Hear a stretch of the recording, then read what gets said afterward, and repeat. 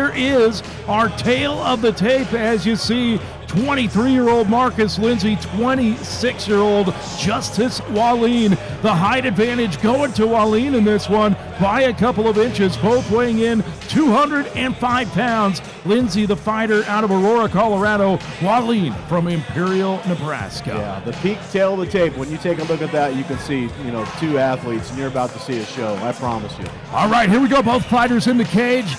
Let's throw it to MCF cage announcer Mike Kendall. Ladies and gentlemen, this bout is scheduled for three 3-minute rounds in the MCF light heavyweight division. Introducing first, fighting at the Lavander's Body Shop blue corner. This mixed martial artist stands 5'10", weighing in 206.2 pounds. Tonight he's making his amateur debut, representing DCO MMA, fighting out of Denver, Colorado, Marcus Lindsay. His opponent across the cage, fighting out of the White Tail Cycle Sport red corner, is a striker standing 6 foot tall, weighing in 203.4 pounds. He's also making his amateur debut here tonight, training independently and fighting out of Imperial, Nebraska, Justus Wallin. Your referee, Rob Lewers.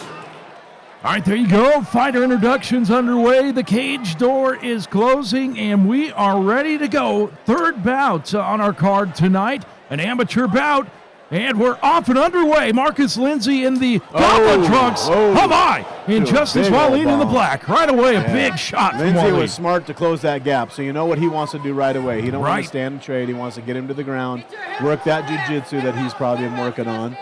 But that was a big right. That Wallin threw. That walked right into it too as he was coming forward. It wasn't wild either. It wasn't wild and looping. It was nice, crisp, tight. It's good power.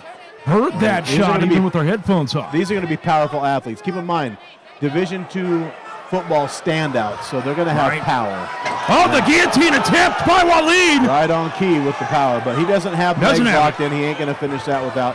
This is really bad for Wallin because Lindsay is going to be relentless, I promise. Marcus Lindsay now fully mounted on Justus Wallin in round number one. He wants to stay a little calm. It's his debut. He wants to stay a little calm, get the forearm across the face, press down, get him off him, and start dropping some bombs. 2:10, 2 minutes remaining. Round number one, this bout, an amateur bout. Oh, nice shot. Now that's what you're going to see. Now this is smart. Now he's starting to relax a little bit, pick the openings, working body, head.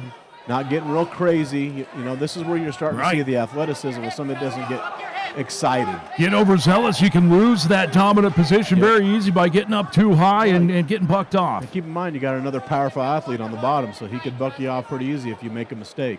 But he just wants to stay tight like that, but just get that forearm on the face, press down, and just start dropping bombs. Drop some elbows in here and just go for it. 1:20 remaining, round number one, as Marcus Lindsay still fully mounted on Justus Wallin. And again, you mentioned a little frantic when he first got the mount, and now just raining down punches. There you go. I mean, that's what you got to be careful not to punch yourself out, but if he's not going to do anything, a ref will stop debut guys. And he isn't. No, he's out. Stop the fight. Stop the fight. Shots getting through there, and that'll do it. This guy, every fight, this guy is terrible at stopping fights.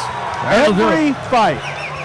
God damn it. Yep, well, Lindsay landed some good shots. You mentioned initially, I think it was just more about the numbers, quantity, maybe more than quality. Does this fucking guy like go into a gym and train? Because you shouldn't be reffing if you don't know what's going on. I mean, you're standing there watching him take 15 unanswered shots. Pull your head out of your ass and stop the fight. This is how people get hurt. What a jackwagon. Yeah, Should never ref again. Should never ref again. Dangerous Sport, as you mentioned, and we talked about it earlier. The fighters depend on the referees to keep them safe as we go to the replay, Kelly Wiseman. And he's doing a good job. He ain't getting wild. He's trying to pop those through, but, he's not defending himself. I mean, it just drives me nuts to see a ref just sit there and watch. Like if you want to watch, buy a ticket and sit ringside, but pay attention and do your job in there. But that will do it in any case. A referee stoppage due to strikes, victory for Marcus Lindsay unofficially at this point, as we await the official decision and spill of water on the canvas. So let's get on cleaning that up so we don't have to wait.